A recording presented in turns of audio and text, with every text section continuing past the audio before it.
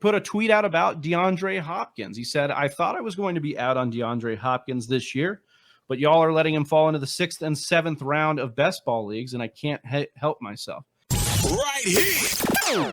Dave, I wanted to ask you, with Hopkins going in the 5th round in some 12-team leagues and managed leagues too, like in year-long redraft, is this take specific to only best ball for you, or do you find yourself maybe seeing him as somebody you'd target in redraft as well? Yeah, I think 5th round might be a little bit rich, but 6th or 7th round is where I'm pretty comfortable pulling the trigger on him. And I think what happened is a lot of people spent very similar draft capital on Michael Thomas last year and got burned, and now they want nothing to do with DeAndre Hopkins here. But, at the end of the day, I just think he's going to step into the wide receiver 1 role. And when you look at last year, there were some concerns. His target share was down a little bit. His touchdown rate really, really supported his fantasy production. But I'm not concerned that he is just falling off this age cliff like so many people make it out to be. Last year was the first year that we ever really saw him miss time with an injury. This dude is as tough as they come. I expect him to come back this year from the injury, looking just like his old former self. So I'm not really concerned at all. He's a guy that realistically, when he's playing, still has potential to be a top 5 receiver. And if you can get that late in the draft, I'm all in, even if he's going to be suspended for a bit. Interesting correlation with Michael Thomas. Obviously, the big difference being that this is a suspension, no injury really to worry about. Obviously, Hopkins got a little bit banged up last year. That could be a big, cause of concern as to why he wasn't seeing the target volume that we saw. He was relying on touchdowns, mainly playing through some of the injury there. Dude, and just on that tough as nails point, when he did get hurt initially in the season, I think it was a quad injury, and he was lobbying to get back in the game, and he won that conversation. He went back in the game after suffering a real quad injury. And to me, that wasn't the smartest thing looking back, but it does point to how tough and dedicated DeAndre Hopkins is. And as Dave pointed out, up until last season, this dude doesn't miss any time. It doesn't matter who's been throwing him the ball.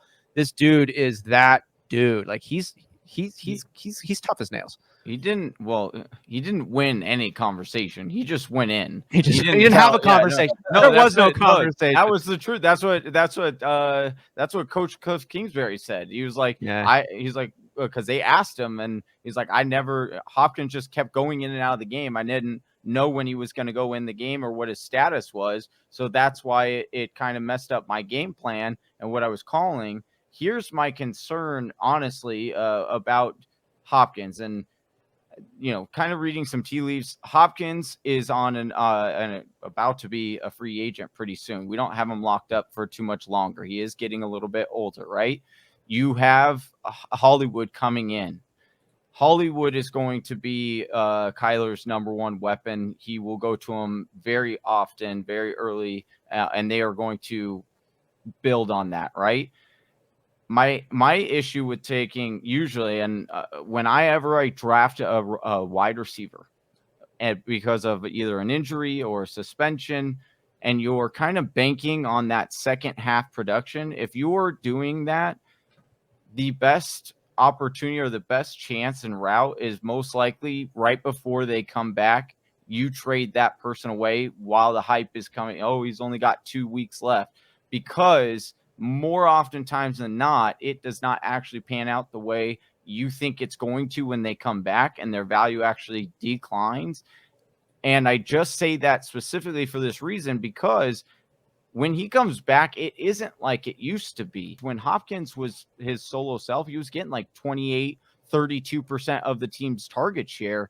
And he's not going to get that if you've got Hollywood on this team.